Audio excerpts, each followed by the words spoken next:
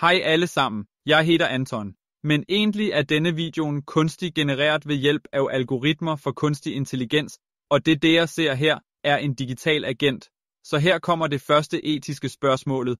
Hvordan skal jeg introducere mig som Anton eller som Antons avatar? Og bør jeg bruge jeg eller vi?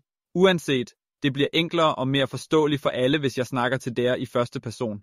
Det er utroligt, hvor raskt teknologien udvikler sig i vores moderne verden. Tænk dig, kunne vi have stilt slike spørgsmål for bare 5 år siden. I dag stiller menneskeheden spørgsmål om den juridiske identiteten til en digital avatar af en ægte person.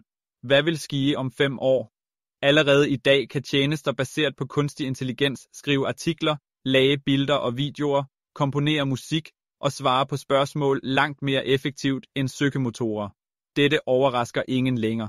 Kunstig intelligens hjælper os med at finde nye mediciner, vælge de mest effektive behandlingsmetoder for sygdommer, eller til og med fungere som en god psykolog, som giver råd om, hvordan man kan komme se ud af depression eller overvinde frygt. Denne teknologiverdenen er fascinerende, spændende og bekymringsfuld. Ja, bekymringsfuld. For den raske udviklingen af kunstig intelligens stiller os over for vigtige spørgsmål.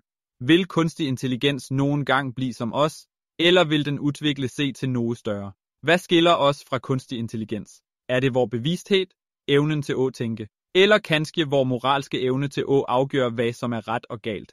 Det er derfor, jeg oprettede Oslo AI Community, et fællesskab af eksperter inden kunstig intelligens, data science, filosofi og økonomi, hvor vi diskuterer teknologiens påvirkning på samfundet og fremtiden.